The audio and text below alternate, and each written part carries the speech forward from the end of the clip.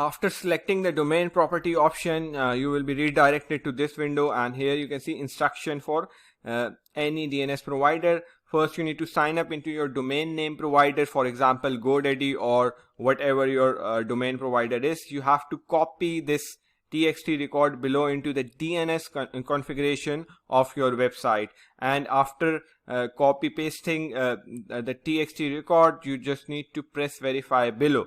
So here is the button. So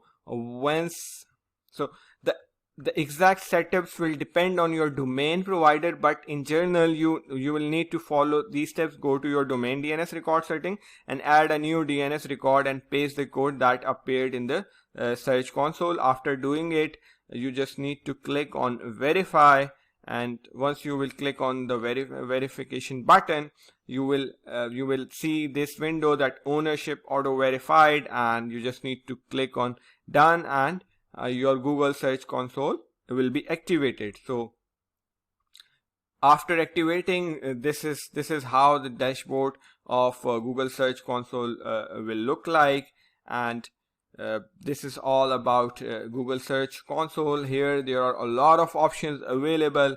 You just need to utilize Google Search Console in a smart manner so that you find that which pages are indexed, which pages have error, whether your website is mobile friendly or not, what is your website speed.